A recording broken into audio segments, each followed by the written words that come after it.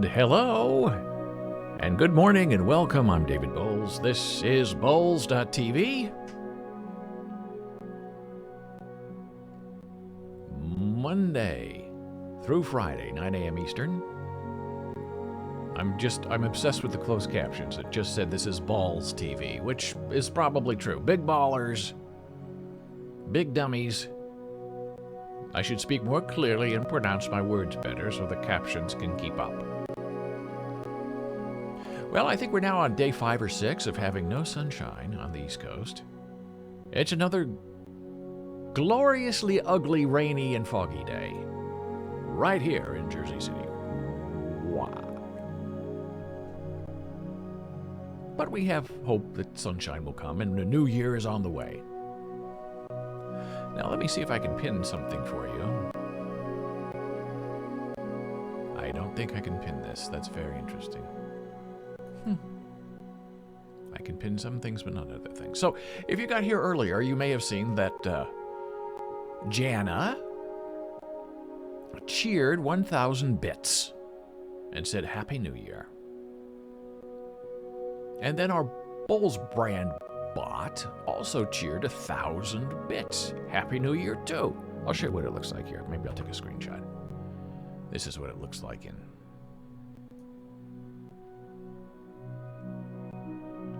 chat, at least on my end. I don't know if you can see this or not. And if I type title here, it should give us the title of our show, which does change now every day. I've learned how to do that. Chatting about the rise of little men, defining the right to poo, and finding the abandoned. Fabulous. What a show. I can't wait to see it. I wonder what's going to happen. So you may be wondering, what's going on with these bits? And it's all about monetizing the stream. And there are many ways you can monetize your life online. Twitter now offers you on iOS and Android, but not on the web, it seems, because I checked before we got on the air and it was not there, that you can tip people and you can also subscribe to their feed. Now, the subscription thing isn't set up for everyone yet, but you can go and tip somebody $1, $10. And I've had people over the years say, oh gosh, I wish I could tip you something. But there was no way to tip. You can have people send you money through Venmo or something like that, but when people want to tip, it's an impulse. They want to give you the money right away. They don't want to have to go to their phone and click a QR code and send it. So streamers, online people always want to try to find a way to add to their bottom line, and I've always found that slightly repulsive because most of it means advertising. But when people freely want to give you something, okay, or if they get value out of it on their end, then okay. And yesterday we talked about Eric Guzman, who is the guy responsible for the closed captions you're now seeing here on Bowles.tv, B-O-L-E-S, period, TV. Checking the captions, Bowles TV. It worked. And he is on Patron, or Patron, I guess that's how you pronounce it. I'll show it to you. And this is where artists and other funky people can go and set up a little store and take donations from people. And it's a monthly donation, $5, $10, and then you get access to them with this Eric thing. We can send him a private message. You get access to his blog. So it's a form of supporting the online person without being something like OnlyFans, which is where you kind of pay a monthly fee for, I guess, naked bodies and porno. That's the idea of OnlyFans. So monetizing the stream is a big deal to some people. And these bits of cheering that I've been showing you, I don't think I showed you. Let me see if I can find it. Are one way that you can support a live stream on Twitter. You can buy bits. You can get a subscription.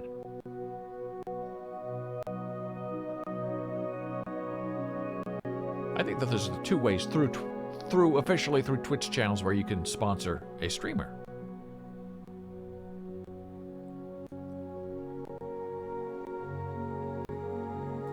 And the subscription, as I understand it, is split 50-50 between the streamer and Twitch, so they keep half your money. And if you're not a partner, if you're just an affiliate, then every month when they pay you, they take out $25 of all the money you've earned as a processing fee to pay you. Nice work if you can get it, right? If you're a partner, they don't skim $25 off a month. They just pay you directly. So that's why everybody on Twitch wants to become a partner so you don't pay these ridiculous processing fees. And that's why Twitch wants to keep you an affiliate. So they can collect 25 here, 25 here, 25 here, 25 there. Well, these bits. This is what it looks like. These bits that you can buy have value to a streamer.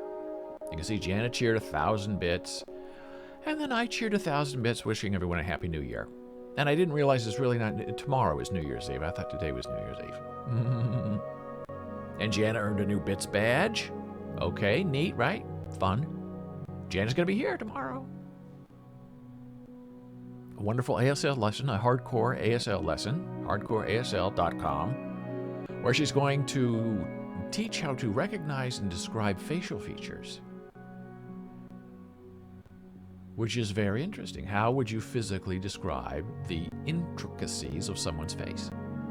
You'll find out tomorrow, 10:15 a.m. Eastern. So these bits have value. 1,500 bits that you purchase are about $20. And 1,500 bits is not very much. When it comes to bits, it's $20 is a lot of money. And then you spend these bits and you cheer in chat. There's a little icon in chat that looks like a diamond, and you click on that and it either says you don't have any bits, buy some, or you have 1,000 bits. And you can go to these individual streamers and cheer or say whatever you want to say in their stream with these bits. And these bits are split wherever they're spent. As I understand it, 50-50 with the streamer. There's Dora. Me too, my days are all mixed up. Good morning, Dora. Hello, Dora. My days are all mixed up, too. Now, I don't like how I can't see all of Dora's message, so let me just fix this because that's what we do here. I'm going to move it up a little bit.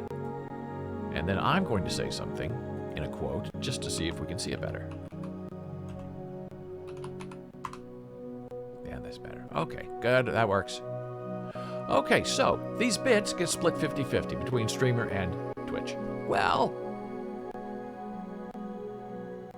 every month it's calculated if you get paid by Twitch or not, as I understand it. We're new. We've only been here for about a month and a half. And then they send you something after they deduct $25. And Jana bought bits.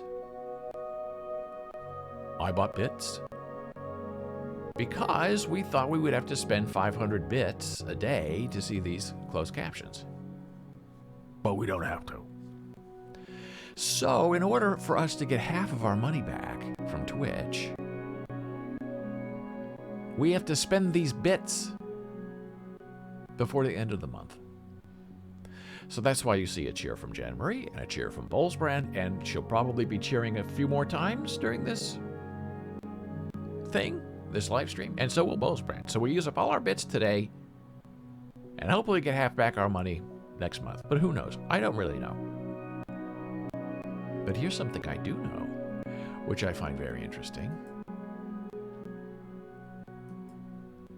I just said, oh, this is what bits looks like when you click on the chat thing, that diamond thing there at the bottom. That's so you click on that, it opens this window. You can share anonymously. You can share 1 bit. You can share 100 bits, 1,000 bits, 5,000 bits, 10,000 bits. 10,000 bits is what, like $1 million? And then you click on the icon of how you want to cheer. And then it puts cheer 100. The system puts that in there. And then you put your little thing, what you want to say. Yay, bets, Happy New Year.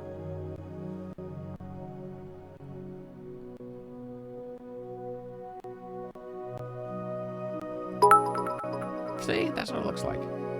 Bulls brand cheered 100 bits. Now I don't like have my alert box. That doesn't look good. That doesn't look right either. I don't know why it's so far down there. I'll put it up here. Or maybe I moved it because that's where I pin things.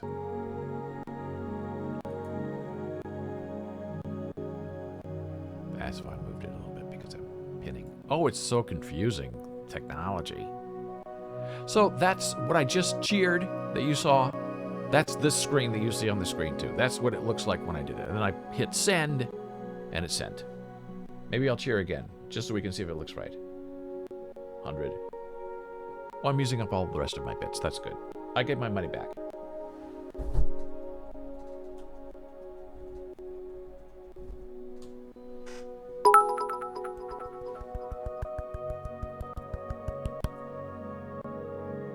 And it all looks good now. Okay, so it was worth it. Why did you waste all your bits? Well, because that's how it works. So we have bits to spend and bits to give. And we're more than just a little bit. Now here's something interesting that I'll share with you about these bits. There is sort of a little bit of a scam going on about these bits. I've only read about it. I'm not saying any of this is true. But if you hear the story, you're going to think, well, that's sort of genius. And it is the criminal mind at work. That there are entities, foreign entities in the world,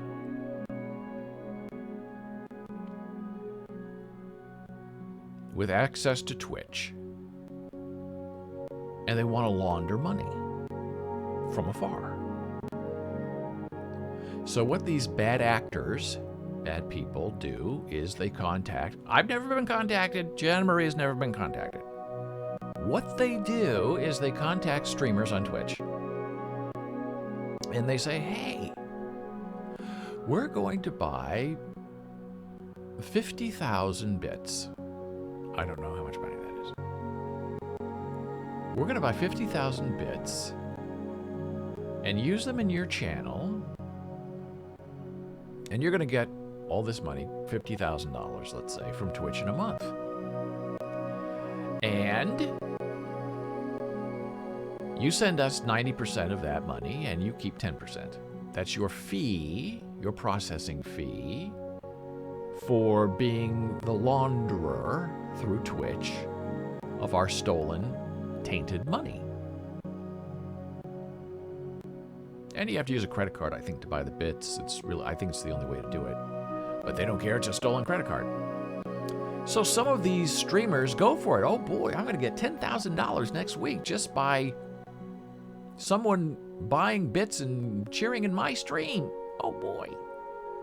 And then, of course, 2 or 3 months later, when the stolen credit card is reported, and Twitch has to figure out what happened, and they trace it back to you and your stream and these people cheering in your stream that you probably don't even know, and you didn't report it. Oh, this person just cheered 50,000 bits in my stream. I've never met them before. I don't know who they are or why, but maybe you should investigate it, Twitch.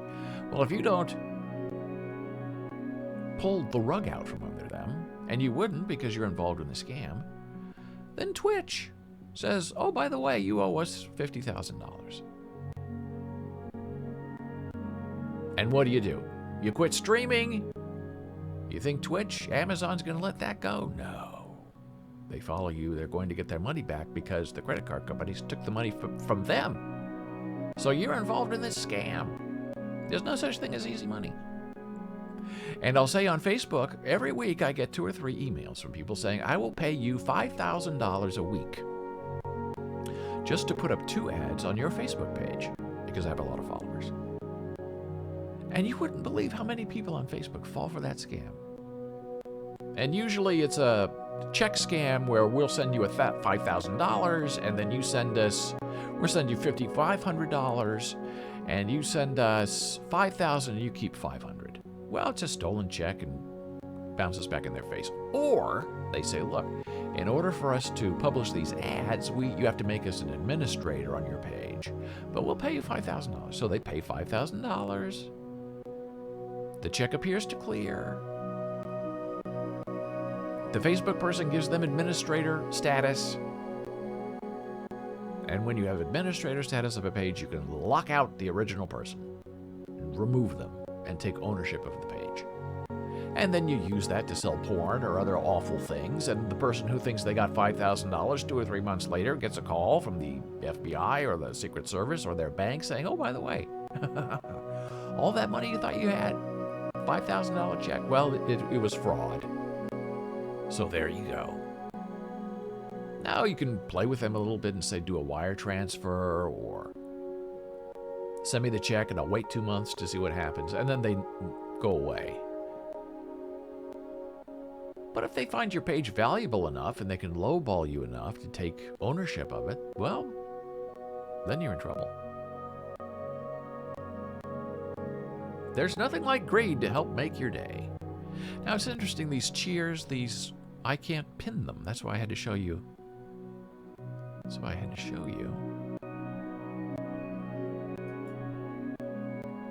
That pins, but the actual cheer itself doesn't pin. I guess because it would be a repeat. That if I can pin your cheer of the animated thing spinning around, that Twitch would say, oh, we should charge twice for that. And we only charge them 1 bit for it instead of 2. So that's what I'm calling Bits Ahoy. Welcome to the show. And the inside work of what it means to be a streamer today in the mainstream media. So we have a good friend, a new friend, Eric Guzman, who helped us with our closed captions. And this is now the 3rd day where we've been talking about Eric and what he's done, and how it's wonderful that the deaf, the hard of hearing, people who do not hear well, people who want to learn English, people who are hearing and just like to know what's being said. Sort of. Can now do that on the live stream. They can watch the closed captions. So I sent Eric a thank you note and then asked him a few questions. And yesterday he answered me. And because it's a fascinating topic, I'm going to share what he said with you right now.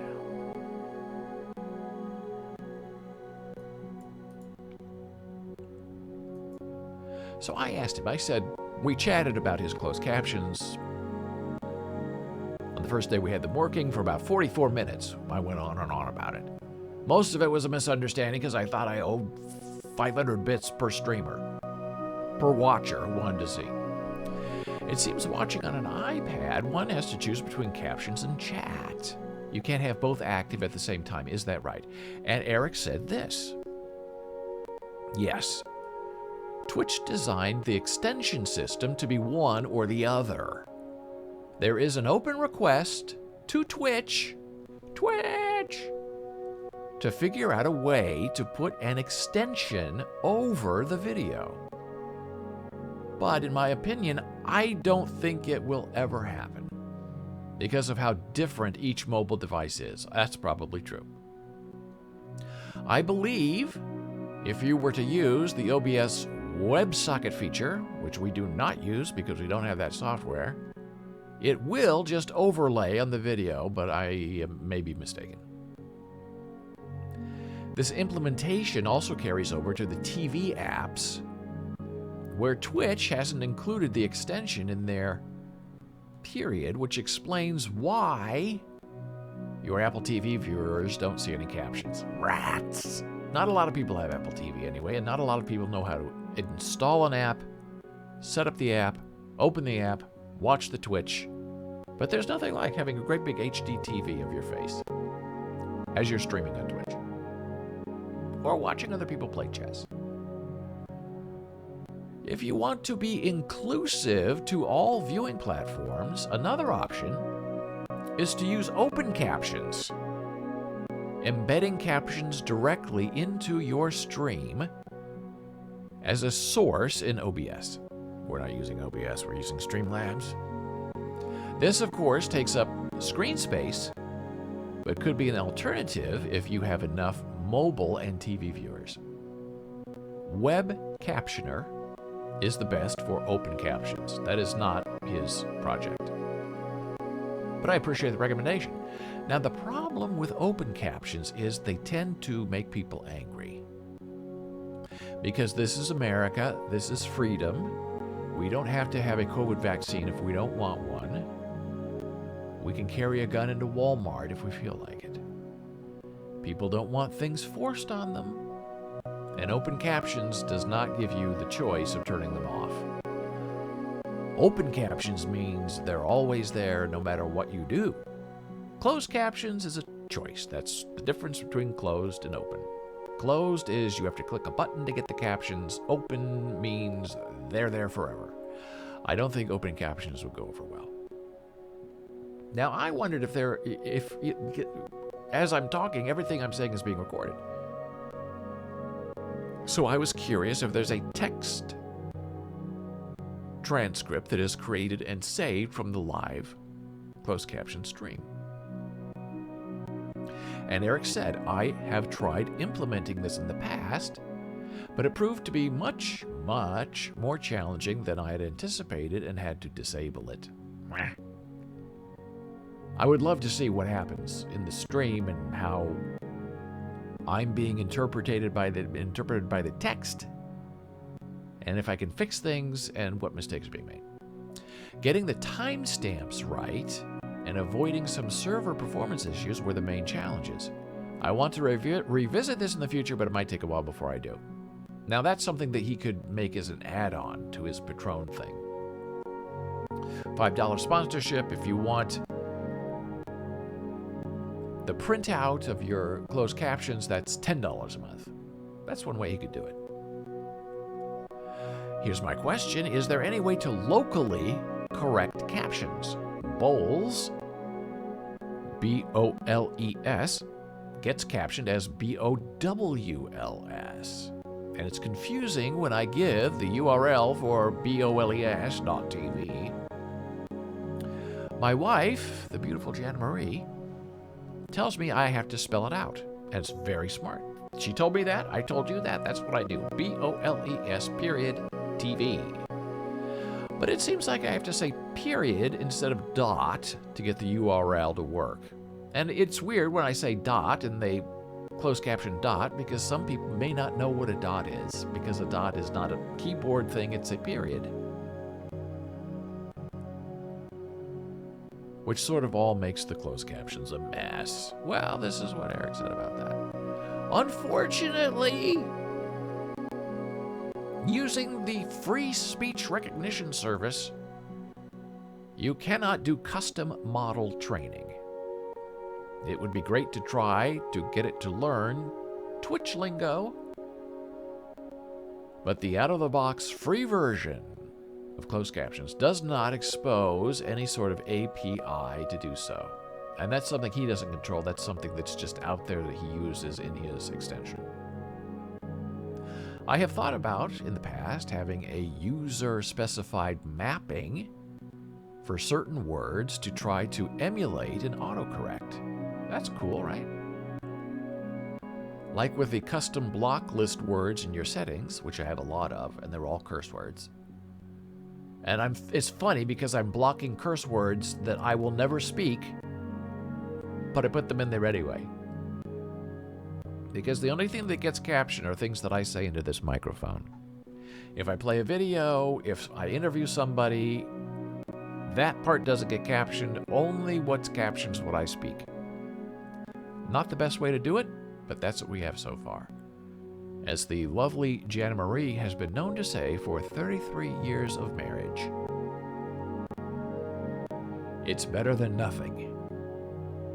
Very smart, very wise. So I've thought about in the past of having a user-specified mapping for certain words I try to emulate the autocorrect. Like with the custom block list in your settings, but instead of censoring the words, you can specify BOWLS to be converted to BOLES in similar situations. Now that's fabulous. Why don't we have that right now today? Well, I'm sure it takes time. Time and tide working against every person in the world. And I'm exhausted and I just got started. I've been yelling for half an hour. And now it's that time again. Blood pressure break number 1. Back in a moment.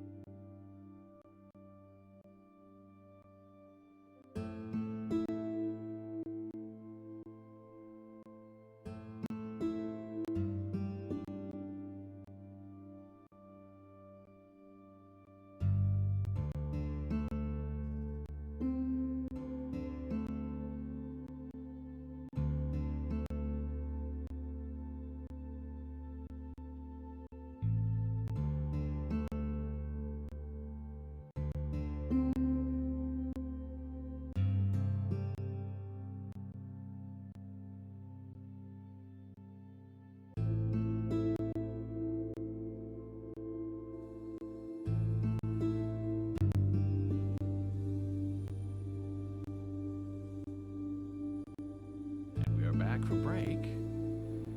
Hello and good day. I'm David Bowles. This is BOLES period TV.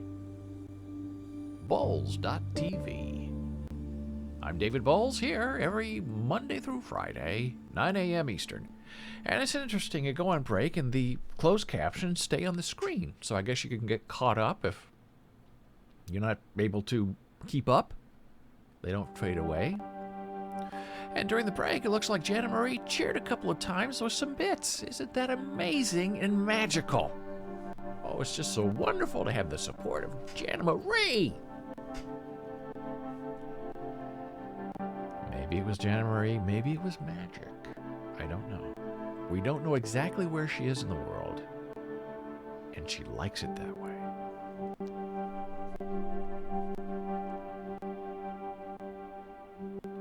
I believe Jana Marie has to cheer at least 2 more times before the end of the show in order for us to get paid. It will happen. So we live in this world where we have anarchists going up against authoritarianism. And it's happening all over the world. And we went through a great period of equality in the 60s and 70s. And then the authoritarians realized they were losing control of us and that they needed to come down harder. And authoritarians tend, over history, to be very patient. And they work for 30, 40, 50 years to get their way. And then they make sure that they will never have to release power again. And we see that in Russia. We see that in China. We see that going on a little bit in the United States of America with these new voting rules. They're going to instill Republicans in many states forever, even if a Democrat wins. There's Jana Marie. Oh, she's cheering everywhere she goes. Hello, I'll try to cheer as much as I can. Good morning, everybody. Hello, Jana Marie. Now, it's interesting. We had a conversation about this yesterday with the Jana Marie and with the Dora about how now that we have these captions,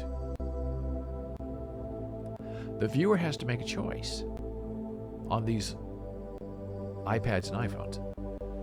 Do I want to watch the captions, or do I want to chat or cheer with bits? So in some ways it makes me a little sad you can't do the same thing. Now, if you have an iPhone and an iPad in the same room, you can set up one to show you captions and the other one you can just chat away. So for the Jana Marie to chat right now, she has to turn off her captions, type in the chat, and then I guess wait to see if anybody responds, and then go back to captions. It's a little clunky. But as Jana Marie has said for 33 years of marriage and beyond, it's better than nothing. Which is the motto we live by. And I like it. Yay, Jana Marie. So we sort of barely escaped from our authoritarianism here in the United States because we had sort of an incompetent in charge who then inspired really smart people. There's Jana Marie, one iPad and one iPhone at the same time. Yes, it works. As you can know, I have 2 iPads here, I have an iPhone, I have the big TV, I have 2 other TVs, I have the laptop here. I have it all set up from all different angles. Why? Is it a question of vanity? Yes and no. As they all show different things at different times. You think you're absolutely in sync, and one iPad is a minute behind the other iPad, and the TV is in sync with me, but the laptop is out of sync with me because some are showing advertising, some are not showing advertising. You never know who's really with you in real time because everything I have surrounding me shows me that there is no such thing as real time, even though you're live streaming. And I mainly do this because it will show me rather quickly if I am off the air or having technical problems, because things will freeze. But the iPad captions are very big and beautiful. But so is the iPhone. They both look really good. So we had this incompetent person leading America who didn't do it right, but he inspired people who know how to do things, and it's slowly happening. You'll see. It's on its way. And the media want it to happen. As we talked about a couple of days ago, the media love Donald Trump. He's good for ratings. They want him to be president again because he's good for ratings. Not because he's good for America, but because he's good for their bottom line. So they're going to do everything within their power to tear down Biden or whomever is on the Democrat side and build up Trump. The return of the son. The misbegotten son. Which gives a lot of echoes to what happened in Germany in 1933 with the rise of Hitler. And we're going to talk about that, the status of little men becoming important. And when I say little men, I'm not talking about size or height. I'm talking about the stature of their moral soul. And little men know that they have no morality. I would say little people, but then I think I'm talking about little people. Men and women of zero moral stature are very dangerous because they know they have no soul, and they want to pretend that they do by convincing you to put them in power. Oh, just trust me. I'll show you how to do it. Only I can fix it. And we have that going on right now as a precursor to what's in store for us in Hong Kong.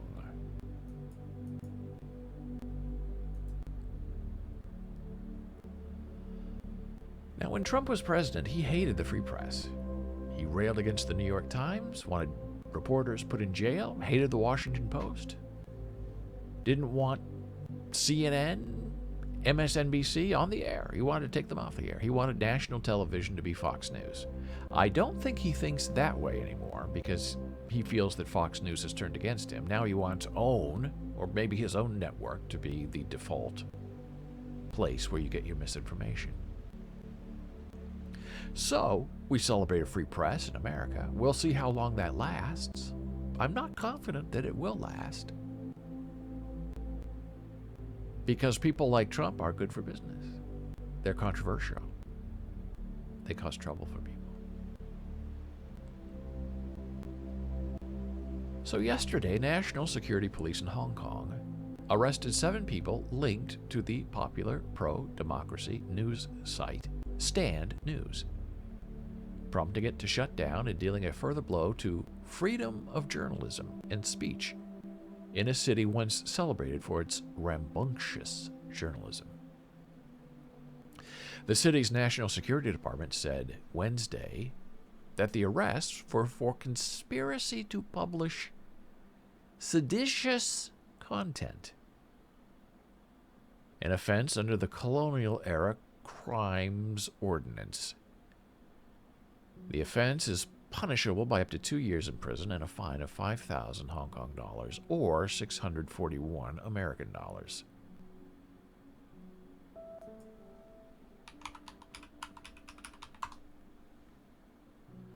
Seditious, inciting or causing people to rebel against the authority of a state or monarch. Seditious. That's a little terrifying. Strand News said after the arrests and police raid that it would stop operations, stop publishing, stop distributing the truth as they know it, with its acting editor resigning and all employees immediately dismissed. Done, over, finished. The arrest marked another assault on press freedom in the city of Hong Kong. After Beijing imposed national security legislation on the city in June of last year, local media came under scrutiny. Pro-democracy newspaper Apple Daily printed its last edition after 26 years in June this year following the arrest of senior journalists and leaders, including founder Jimmy Lai. Well, what are we going to do about that? Oh, the United States, freedom of the press. Here we go. U.S. Secretary of State Anthony Blinken described the arrests in Hong Kong as unjust and called on Hong Kong and Chinese authorities to cease targeting Hong Kong's free and independent media, saying it undermined the financial hub's credibility. Well, that's interesting.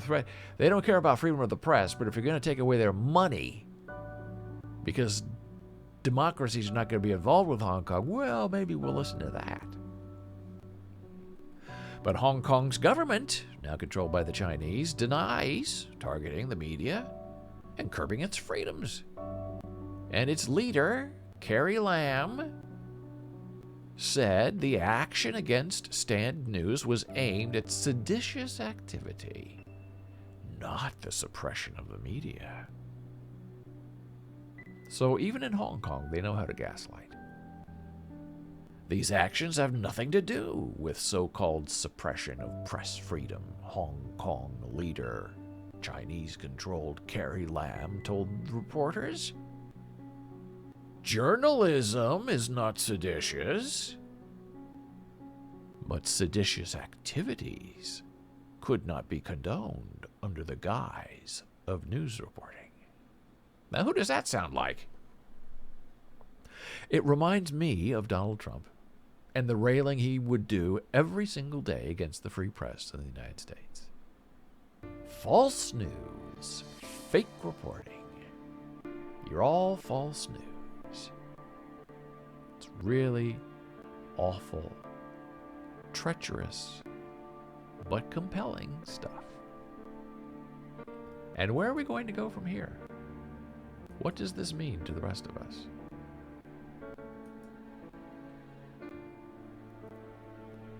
I have a feeling we're going to find out sooner than later. And all this talk of authoritarianism and rebelling and doing the right thing, when you're thinking of the live stream and where you're going to go, what are you going to talk about, you try to make connections and wonderings, and you always remember that the first hit against Trump when he was trying to run is that he was a fan of Adolf Hitler. And some people loved it. The white power faction of the GOP loved that. We don't need the rise of the Third Reich. Let's have the Fourth Reich rise right here in America. And there were rumors that Trump had Mein Kampf on his reading table at night. Now, other people who knew him said Donald Trump doesn't read books. But the idea was there, and we know that he did, sort of, as we understand it, admire the accomplishments of Hitler. So that made me think, it made me look around a little bit. And there he is, Hitler. Looking cute. Felt cute. Took a picture. Isn't that the phrase the kids use today when they're posting their social media? And Hitler was smart. He knew how to control minds and control the media. He was in prison, came back, and almost destroyed the world. It's what he wanted, but he couldn't get there because good people stood up and stopped him. Would Hitler be stopped today? Is there the capacity to stop him? And then you start talking about things and looking at things, you start going into rabbit holes. And I went down one yesterday that I'm going to show you what I found, because it was, to me, just fascinating. Speaking of Hitler, a fascinating article about the dental remains of Adolf Hitler. And there were rumors that he was insane, he was mad, he had syphilis, he had sexually transmitted disease that ate his brain, and that's why he tried to take over the world. But nobody really knows. And his body was burned after he committed suicide. However, not everything burns, including bone, skull, teeth, and dental implants. And so these researchers looked at the dental remains of Adolf Hitler and made some conclusions about him. And that's fascinating. Here, I'll give you the URL here in chat. so we can save it, so people can take a look at this later, if they're watching video on demand.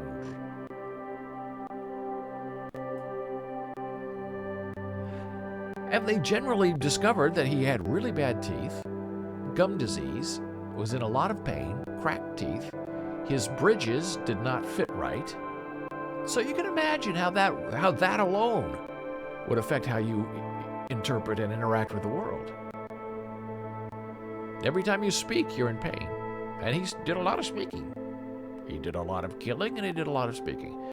So this is the fantastic article, but we're going to look at the images. And the images of his death burned, right? They picked him out of the ashes. This is a dental bridge. It's burned. Metal posts emerging from the dowel crowns of the upper right central incisor and upper left lateral incisor. Now, this article is written for dentists because it's to them, about them, what they found. So it's technical. But when you start down the Hitler rabbit hole, it's hard to get out. Here's another view of his incisors and right quadrant of the lower jaw, showing the special bridge construction with the characteristic lingual bar, bypassing the intact first premolar.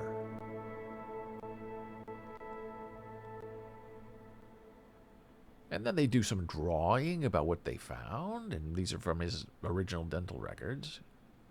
The tooth replacement, how it was done, why it was done. And I guess he had really good dentists, and they were all very concerned about his teeth and how much pain he obviously was in, but he did not care, and he did not get his teeth fixed. Front page of the American Interrogation Report, recording the testimony of Hitler's dentist, Dr. Hugo Blaschke. How would you like to live that down? Oh, I was Hitler's dentist. And if you remember yesterday, our conversation about big game hunters who go out and kill animals at $500,000, then they're dentists. Very odd. Here's a diagram showing anterior views of 9-unit bridge from Hitler's upper jaw, reproduced from Dr. Blaschke's interrogation report. So the Americans were very interested in what was going on with this guy's teeth. And if you do any research whatsoever in ancient Egypt, a lot of the kings died because of tooth infections. Their teeth were ground down to nubbins because they were rich and they could afford stone ground wheat for their bread. But unfortunately, when you eat bread with stones in it, the stones tend to wear away your teeth. And they didn't know back then, thousands of years ago, how to fix a broken tooth appropriately. More sketches from the interrogation of Dr. Blaschke. So every day you learn something new here. 1 of 5 head x-rays taken of Hitler in 1944. Now, I don't even know what that thing is, but it looks very painful. It must be, is it some kind of bridge? I don't know. There are more. Hitler's head, September of 1944. The full rage of the war going on. He's getting his teeth done. And you can see his real teeth, his missing teeth. He did not have a lot of real teeth. And they were cracked and brown and very painful. And you can imagine how that would make you feel, make you short-tempered when you're in so much pain and it can't be relieved. Or you'd take a lot of drugs to try to relieve the pain. Hitler's dental status. Fascinating. 1940 and 5. Metallic portion, porcelain portion, natural portion.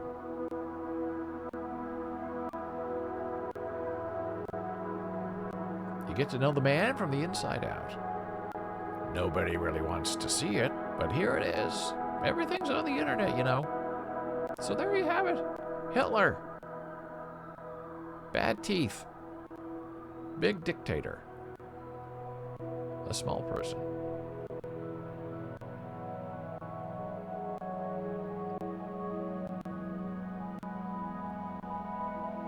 And speaking of health, it's that time again. No, not blood pressure break time. No, not yet. It's time to play again. Name that poo. Again, you fall into a rabbit hole on the internet and you can't get out. And I found this yesterday. There is an official medical scale for how your poo-poo looks, and if you're constipated or normal or not. It's called the Bristol Stool Scale. You are constipated if you have type 1 poo. Separated, hard lumps like nuts. Type 2? Sausage-shaped but lumpy. That is constipated poo, okay? Some people look at their poo, some people don't. You always have to look. And another article I read yesterday was fascinating from this doctor who said Americans are all constipated. 10% of people get 30% of the necessary fiber they need every day to have a nice poo. And they don't because they don't eat enough what? Fiber. What is that? Fruits and vegetables. You have normal poo if you're type 3. Like a sausage or a snake, but with cracks in its surface. Type 4 is like a sausage or a snake, smooth and soft. Type 5, soft blobs with clear-cut edges. That's normal poo. Now we go the other way. Type 6, fluffy pieces with ragged edges. A mushy stool.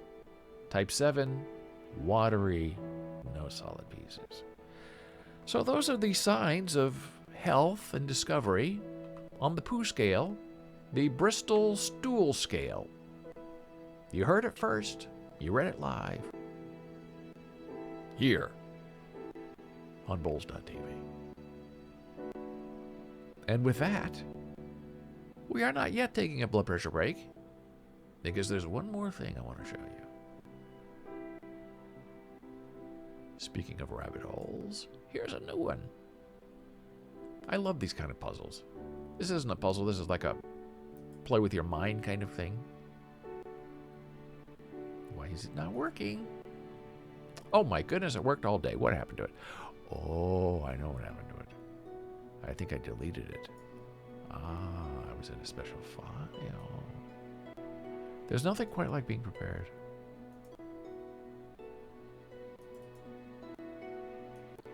Let me see if it works now. Oh, now it's working. Okay, good. Now, you see this, and it plays with your mind, just like the balls we played with yesterday. Are they brown balls, bronze balls, or multicolored balls? Well, they were all bronze. And this is set to freak you out and make you nervous. Because these boxes are not moving. But they look like they're moving, but they're not moving. The arrows are there to freak you out and to mislead you. The swirling circle is there to freak you out and mislead you and to play with your mind. And the lesson in all of this for me is you cannot always believe what your eye sees because your eye wants to make sense of the world so you don't go insane.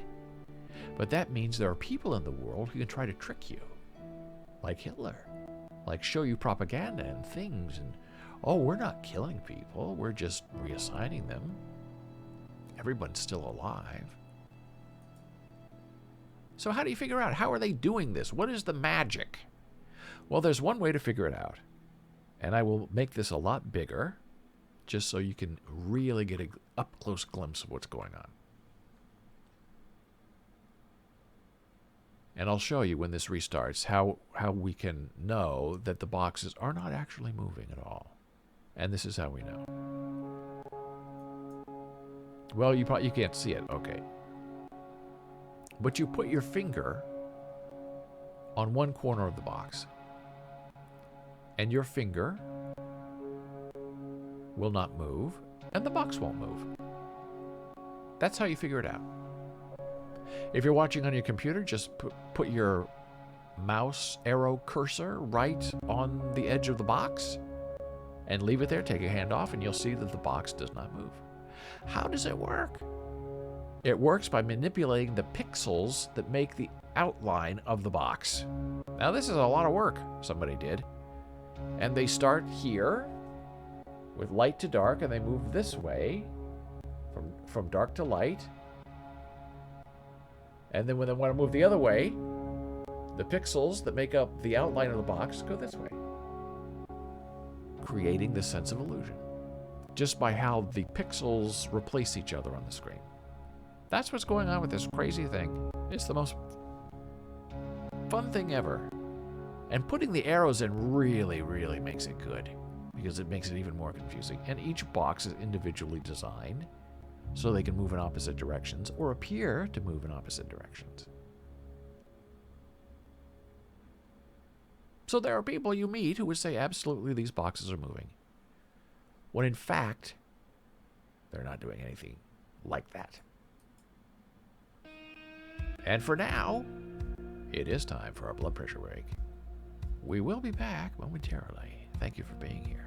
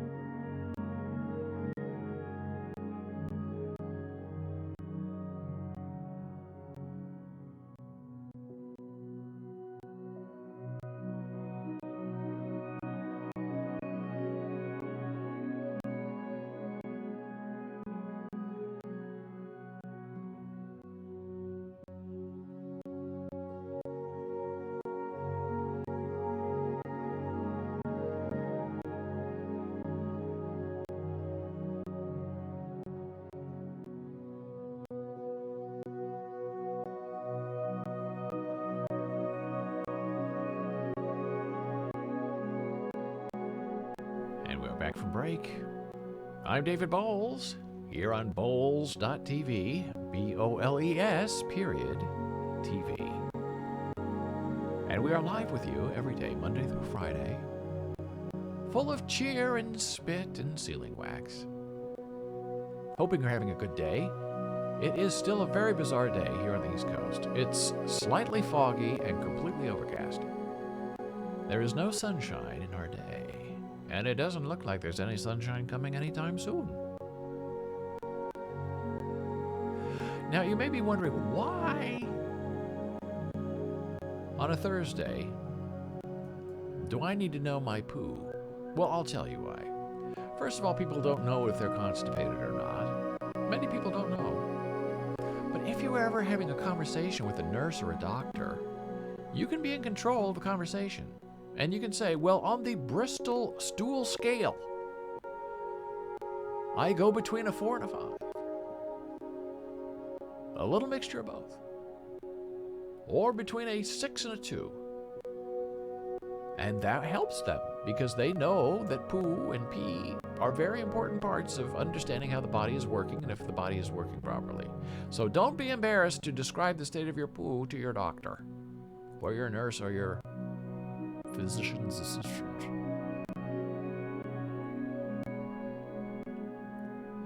And another interesting thing that has always fascinated me is this idea of abandonment. Not necessarily people, but of things that have outlived their usefulness. A friend of mine calls it planned obsolescence. And we were talking about electronic toothbrushes at the time, where I said, well, why does this thing last for 2 years and then it's dead? Because they don't want it to last 100 years. They want you to buy a new toothbrush every 2 years. Well, it seems that's also true of people, animals, architecture.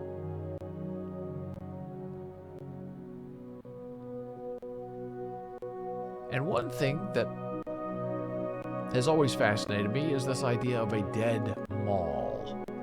There are websites dedicated to it. There are groups online where people go into malls and take little tours.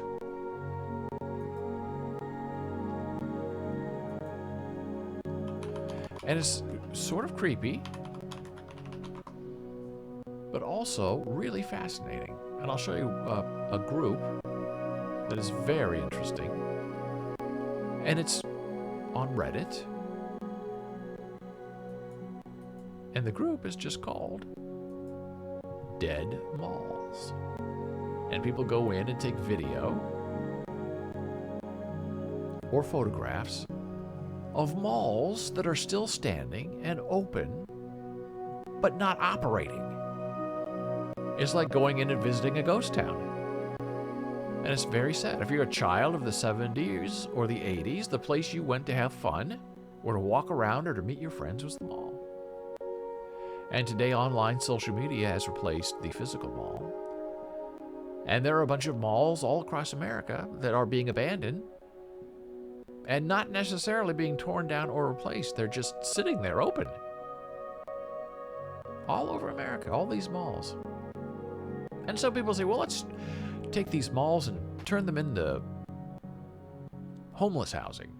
Or make little apartments or elderly housing, and people can walk in the malls and live in the shops. And do you know how many millions of dollars that would cost to rehabilitate a giant mall into a livable space? As I understand it, it's cheaper just to tear the whole thing down and start all over from scratch than to go back and try to rehab it into something new and useful.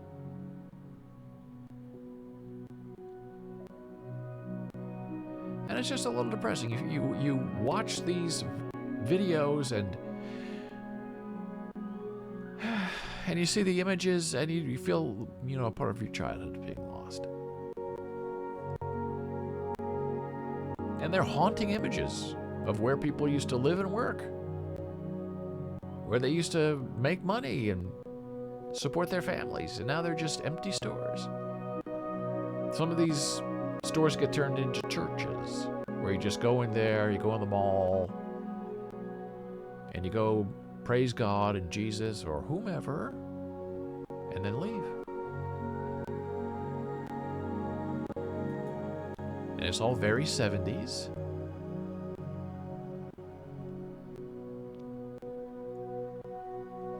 And it's happening all over America. And there's a great sense of loss about it. And then I got to thinking, well, you know, there are dead malls. And they're all over the internet too. Look. And they're not secured, so they're these great, big, giant buildings with really nobody in them, and they're not being kept up, and kids go to the mall at night to skateboard and to cause trouble. They're not there to eat or shop or have fun or meet their friends. Well, maybe to meet their friends, but to cause havoc. And these beautiful institutions are just sitting there, ignored. They're not bringing any tax money. Now, I don't understand why the cities and states don't go to these malls and say, hey, look, this mall is dead. It's being vandalized. It's unsafe for the community. Go knock it down. But it's not happening. They're allowed to survive in this state.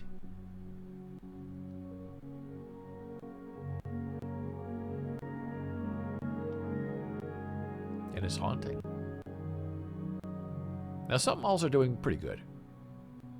I think the mall we have here in Jersey City, Newport Mall, is very thriving, but it's attached to the PATH station.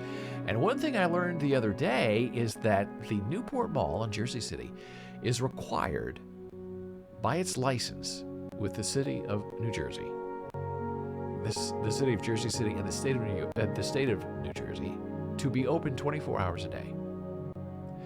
Because it is a legal pass-through for the PATH train station, which operates 24 hours a day. And that means that the mall, while open and everything is closed, might be a little dangerous, but the bathrooms are open. That's how the conversation started. If you are in that area and you have to go to the bathroom, go to the mall. It's always open. Now, I hear that the management every once in a while tries to play with that, and they will lock all the doors just to see if they can get away with it. And then people complain because they're trying to get into the PATH or trying to go to the bathroom, and they complain to City Hall, and City Hall fines them and says, unlock the doors. It's a legal pass-through. So other than abandoned malls, what else is being created? Abandoned mines. Now, these are also a terrible hazard for the community because they're great big gaping open holes all over the world, but also over the Old West. From the gold rush. Coal mines. And people get in there and go look around and get lost and get killed.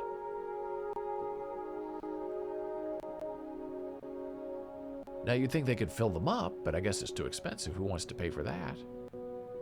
So they just leave these open holes in the world. Well, I got what I need, so now I'm leaving. It's a great big hole in the ground people can fall into and die, but as long as we got out the coal, that's all that matters. And then you get to thinking, well, what else is abandoned? Well, in America, we have abandoned farms, where these beautiful structures, especially barns, are just left to rot and age in the sun. And barn wood, especially from 100-year-old barns, is very, very valuable. And there are people who will go reclaim barn wood. But it's expensive, and you have to get permission, and you have to tear down the barn in the process. And some people don't care. They just say, get that barn off my property, you can have the wood for free. And then they resell it at a very high price because this is really good old wood that doesn't grow like that anymore. So these are haunting images of places people used to live and work and play and raise children. And they're gone. They have been abandoned. Abandoned cities. Whole cities. High rises. Just left. in Russia. Rot. Go away. We don't need you anymore. What about the people that used to live there? Nobody cares. This is sand in an abandoned building in a city. It's a ghost town, right? Saw it a lot in the Old West.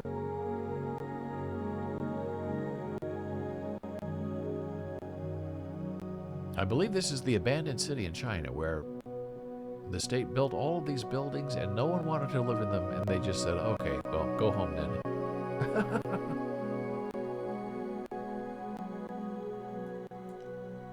Abandoned stadiums that are still standing. So you have these giant eyesores. What are you going to do? Do you leave them up or do you tear them down? They tore down the old Yankee Stadium to build a new Yankee Stadium. I don't know how they got away with that. Just leave Yankee Stadium alone.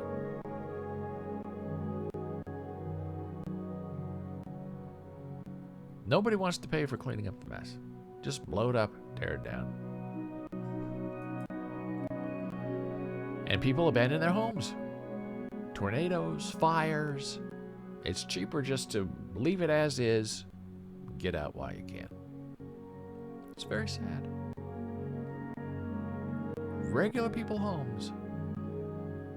And kids go in there and vandalize and shatter the windows. Just to have fun, cause trouble. And then you go inside these homes and it's freaky. People just get up and leave everything they have for whatever reason.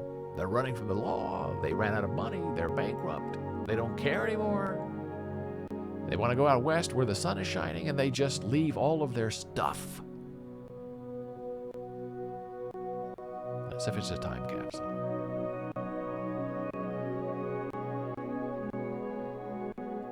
And it's not just poor people. Rich people do the same thing. They abandon their mansions and their churches and their castles, and they just leave them empty for people to go in and hang out in these gorgeous, gorgeous places. And it seems like it'd be so tempting just to go in there and restore it, make it your own, live there. You don't want it, I'll take it. You abandoned it.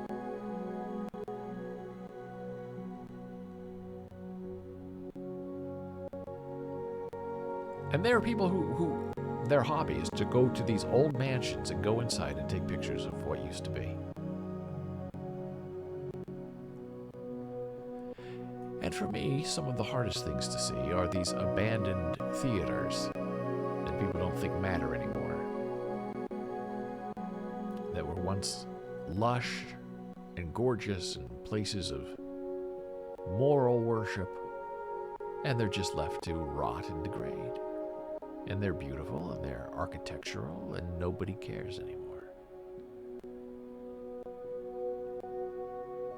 And you remember, we talked about Peter Brook's very famous book, The Empty Space, about filling the empty space with something meaningful and important.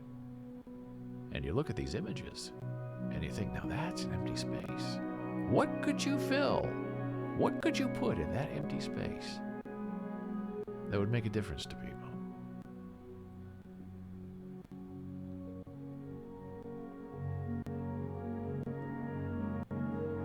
When Jan and I met, we were in a play competition. She was starring in Children of a Lesser God. I had written an original play, and I believe it was Norfolk, Nebraska. And the competition was in this giant, gorgeous, old theater downtown. And it was not decrepit like this. It was still minimally being used as a theater. And it was magnificent and old. It had 3 balconies in this teeny tiny small town in the middle of Nebraska. I think it was a 4-hour drive from Lincoln.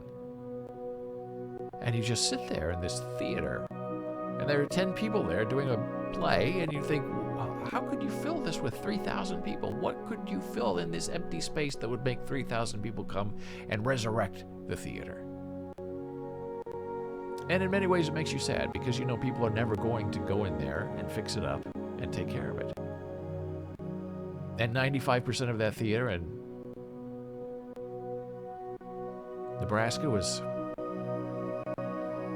covered in dust and dust covers.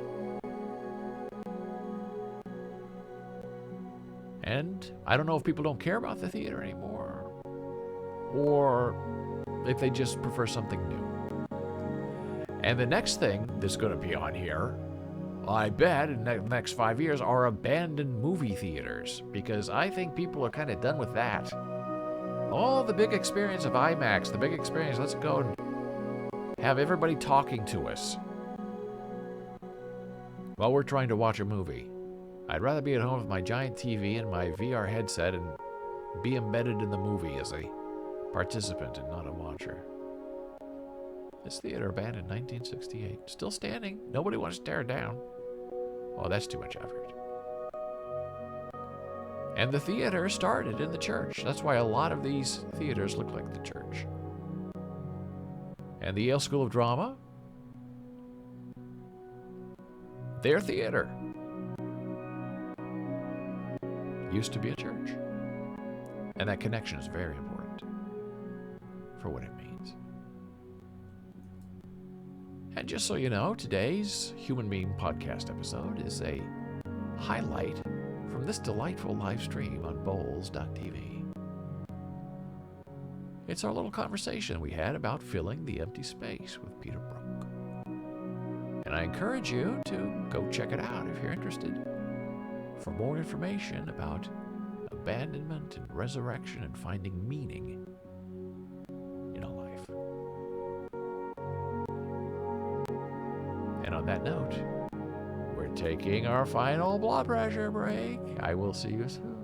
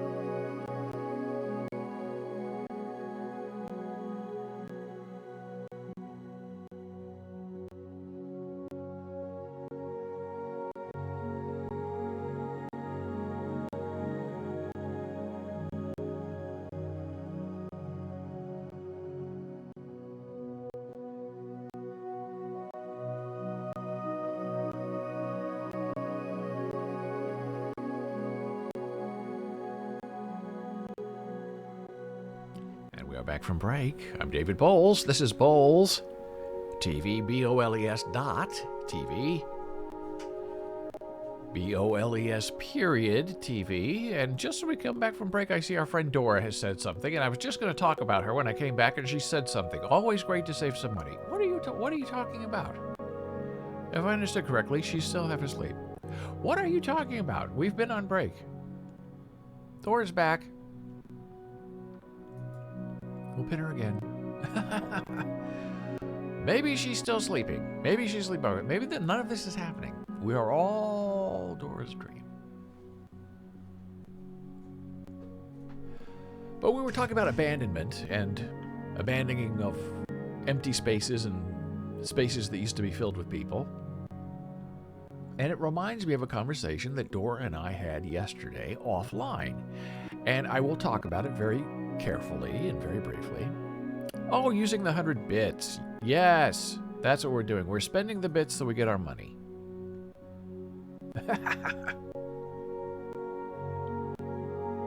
All for the day of the 5,000 bit spender. But boy, what would you do if someone came in and spent 5,000 bits? Which is what, like $100? Would you report it to Twitch? I don't know. If you knew them, no. But if they're strangers and then they email you later and say, hey, I just gave you $1,000. Give me some of it. Then we're in trouble. But Dora and I were talking about lives and how we don't have just one life, which is my favorite idea to talk about. We have 100 lives. We start going one way, we go another. And it's okay to have one understanding of a life. Like there are some people who understand life through the prism of business, and then they go different directions and they make their choices based on those decisions. I have a very good friend, an entrepreneur friend of mine from Nebraska, who used to be in major advertising, and then he used to run a web magazine, and now he runs his own music business. And the through line through all of that was his love for art and theater and performance. And he's tied them all together from different places and had 3 different lives. And I have had many lives, and our friend Dora was talking about, very briefly, how she started in a job that was black and white. And she has a love for art and a love for creativity and context, and she was able to slowly, over years and time, change what was a black and white sort of job into a job that was full of color. And that's admirable. That's how you work within the system to change the system, to make the system better, and to make the system livable for you. So it's the application of knowledge and the exposure of experience that helps us live a good, and I say righteous life.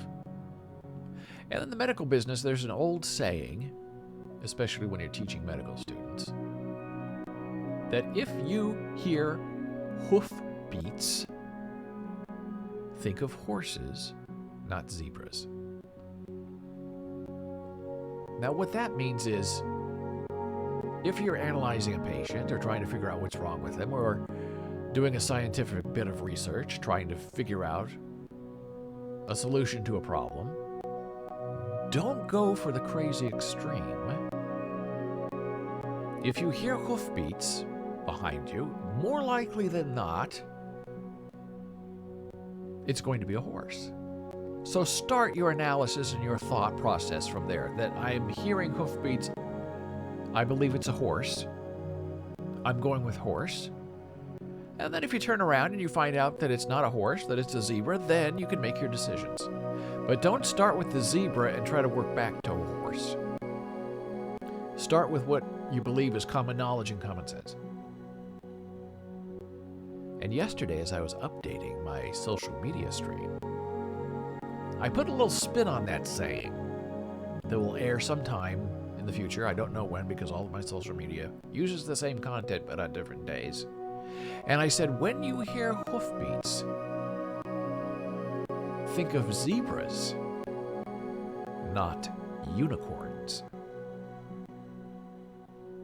What does that mean?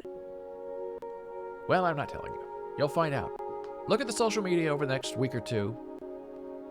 You'll see that tweet, and then you can decipher it and find meaning in it for yourself.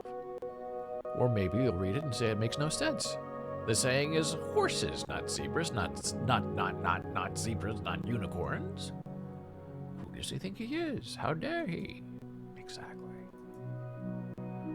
Well, we're ending the show today with my old favorite punching bag. No, it's not Dr. Fauci. It's this thing called COVID. And I know I'm beating a dead horse. I know I'm beating a dead zebra. I know I'm riding a zombie unicorn. But I can't help it. Because it's so interesting to hear the CDC and the government say one thing and then backtrack and try to say another and try to say another.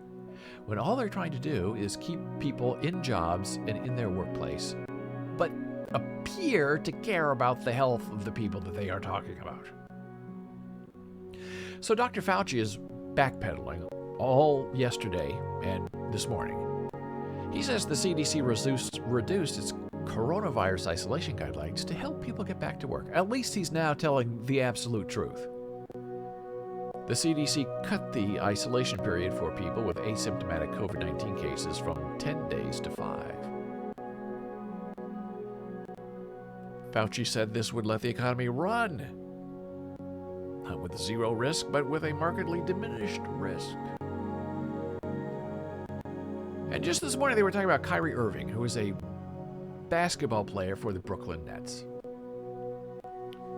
He refuses to get vaccinated, and the NBA rules say that you sit, you don't play. Well, he's the best player on the Brooklyn team, and he's paid a lot of money, and they're paying him to sit.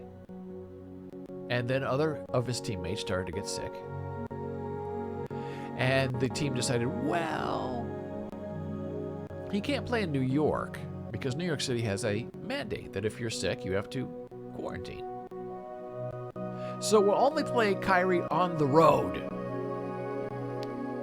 in places where they don't have restrictions on COVID and quarantining, like New York City. Then they started losing games. And then they started losing more team members to COVID. And they said, well, let's activate Kyrie Irving so he can play in New York City. And we know he's not vaccinated, even though the NBA requires vaccination. So we'll play him unvaccinated, and we'll put him in testing protocols every day, every week, whatever it is, to show that he is COVID-free, even though he's unvaccinated. And as long as he remains negative and not positive, we can play him. And we're playing by the rules of New York City. So that's what they're doing now. Kyrie Irving's out there playing, infecting people. People infecting him. We don't know. The NBA doesn't care. Kyrie Irving doesn't care. The whole thing's ridiculous. If you don't want to get vaxxed, you can't play and you can't make $1 million. So here we go with this study about Bangladesh and masks. There's Dora. Excellent analogy. I do add color to everything. I'm an eternal optimist. I love that. That's a pin job for the Dora. Pin. Yeah, it was a very interesting conversation we had yesterday, and that's all I'm going to say about it, but it was just wonderful and inspiring. Trying to deal with the things that we all like to deal with in our own certain way. And some things work better than others. But you always have to keep a good attitude about it. The celebrated Bangladesh mask study found that a 300% increase in mask wearing produced only a double-digit reduction in disease. And a recent study found that mask wearing on flights reduced transmission by just 30%. And the science the CDC pointed to as justification for the reduced isolation period from 10 days to 5 days, which seems obviously motivated by workplace concerns, not science, comes from earlier variants, not Omicron, which we already have reason to suspect confers a longer shedding period than Delta did. Oh, it's such a mess. And now the head of the CDC says, well, if you have this Omicron variant, you can test positive for 12 days after you're not infectious anymore. So we can't keep people out for 22 days. We'll just keep them out for 5 and cross our fingers that they don't make anybody else sick and that we're right on this. And the guy who was the Surgeon General under Trump came out this morning and said, look, I support the CDC, but what they're saying is absolutely ridiculous. And how do we know that? Because, he said, what they're saying from 10 days to 5 days, none of them would do that for themselves or anyone in their families. They would hold them out and themselves out for 10 days, not 5. So what does that tell you? There are some estimates that 10% of London was infected in a single day with Omicron. If that kind of case spread is replicated in any American city, and there's no reason to expect it won't be, then even test-to-stay policies, which allow kids to return to school with a negative test, will still wreak havoc.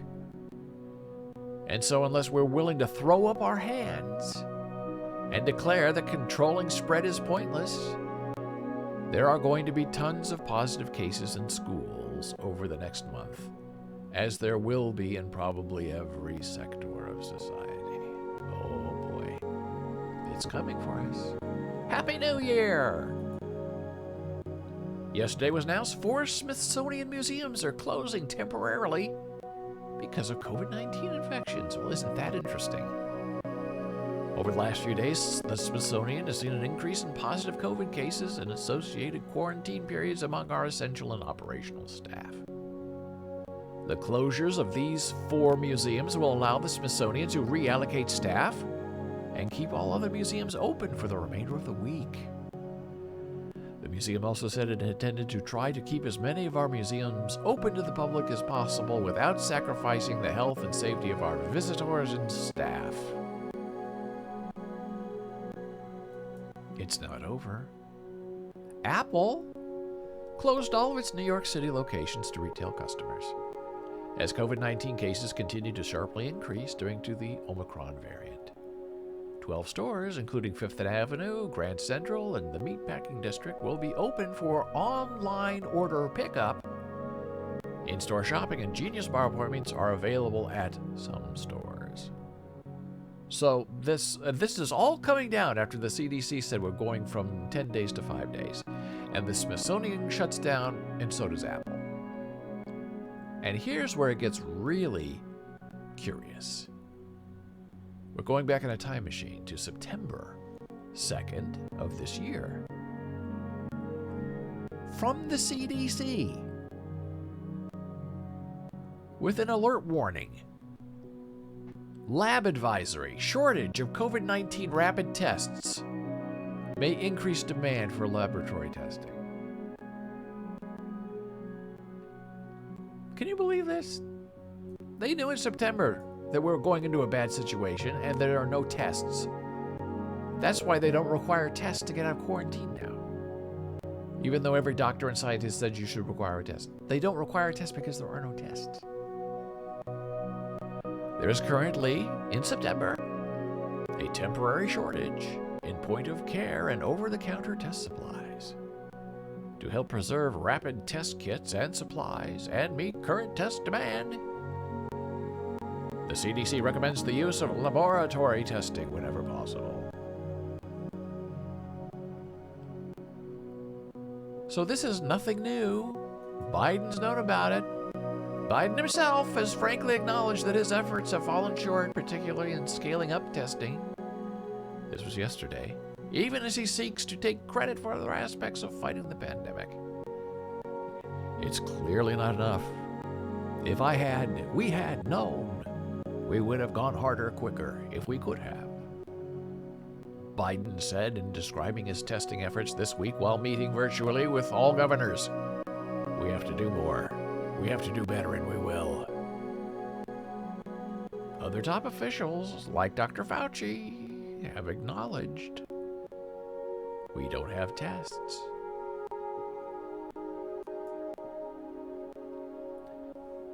Yesterday, Wednesday, New York reported a new single-digit day high of 67,000 COVID-19 cases.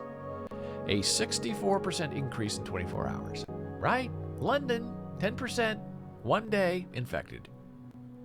Most people are taking COVID-19 tests as families gather for the holidays, and the threat of a highly contagious Omicron variant has hit the United States.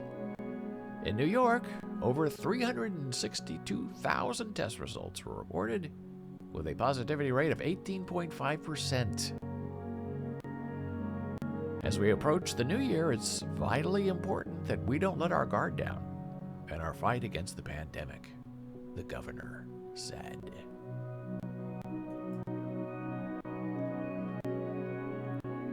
And people are dying in the Midwest. The family of an Iowa man who died of a non-COVID-19 related infection last month says the man's death was indirectly caused by the pandemic. Now, we reported on another guy who couldn't get into a hospital because he was sick too. This is a different guy. It's infuriating that people who are not vaccinated are clogging it up. The hospitals. No, Doris Lucky. I can always... Oh, thank you for the follow. Doris Lucky is she can always work from home. But I feel sorry for those who don't have that option. Well, that is super lucky, and I did not know that. That is fabulous. And that's safe. That makes me feel much better, because I know that everyone wants everybody back in the office. Ugh. Terrifying. And let's all have a pizza party today. And we'll socially distance, but we'll take our masks off in an unventilated room, and we're not outside. Are you kidding me? And this gentleman was admitted to a small hospital in the Mercy One healthcare system, and larger facilities in the area were unable to provide him with a bed to treat his sepsis infection. The guy's infection worsened, and the family repeatedly requested that he be transferred to a more advanced facility. We keep being told he's on a list of degrees of severity, and his number has not come up yet. Very sad. Well, in New Jersey, you can get a no-cost COVID test for all people who live in the state of New Jersey. And you can order a test online, and you will have it delivered to you. And this is the interesting part of it.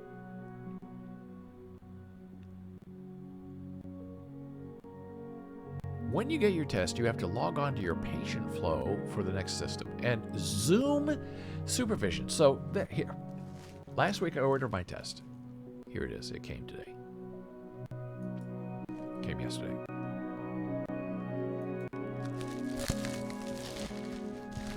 This is my free test from the state of New Jersey.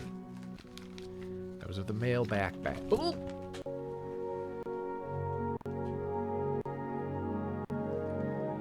I peeked at it, I didn't open it. Okay, so it comes with oh boy, I don't even know what all this is. It comes with a mailback bag, okay?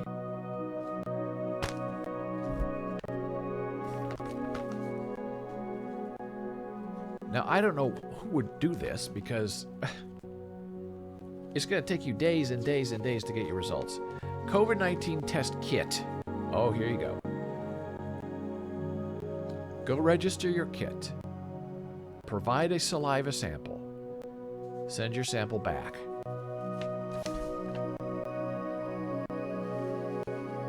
You can't eat, drink, or smoke or chew gum for 30 minutes before you collect the sample.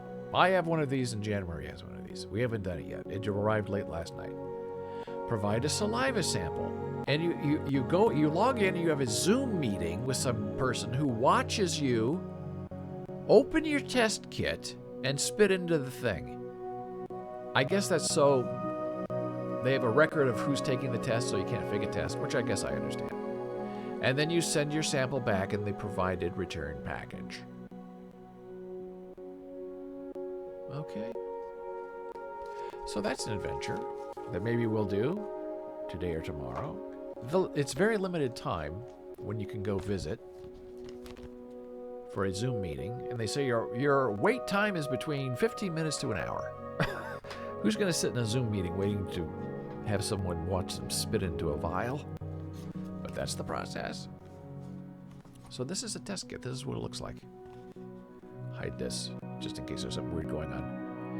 And they say you cannot, must not, open this package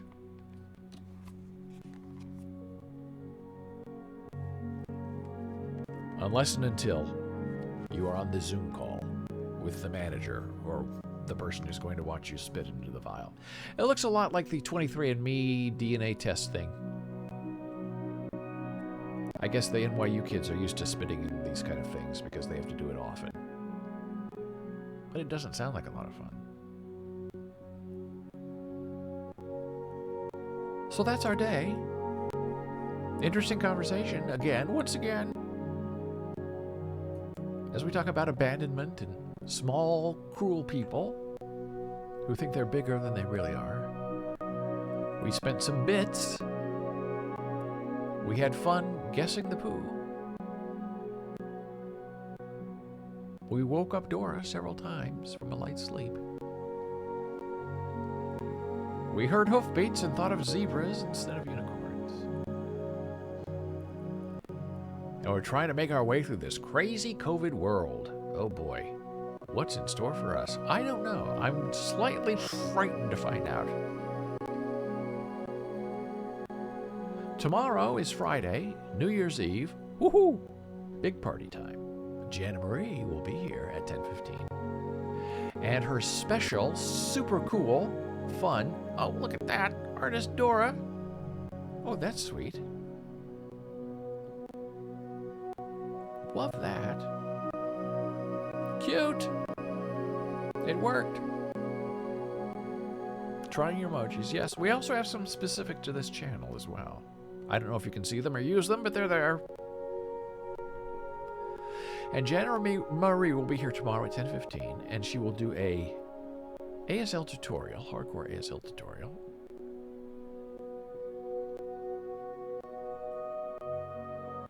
About describing faces, facial structure, hair, nose, eyes, eyebrows, mouth, chin, ears. It sounds super specific, and it is.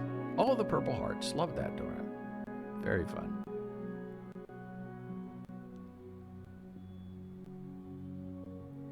And then on Saturday and Sunday, Jana Marie is also here to talk about ASL, hardcore ASL, and talk about issues of disability and ability. And she'll do some news and some commentary, and if you have questions about deafness or sign language, she will do her very best to answer you and provide you consultation. And if she doesn't know the answer to something, she'll say, I don't know, but I'll look it up. Or I'll have the old monster boy look it up for you. And I will.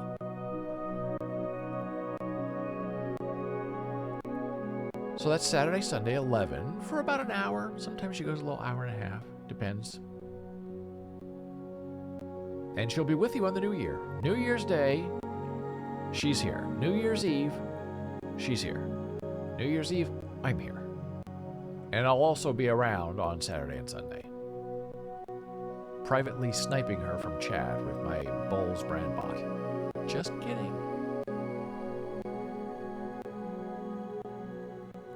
So I hope you stay safe and stay well. I want to say, stay away from as many people as you possibly can, because you don't know what's out there. But I know that's impossible. But at least you're here with us today on Bowles.tv. I will see you tomorrow, bright and early, 9 a.m. Take care and be well.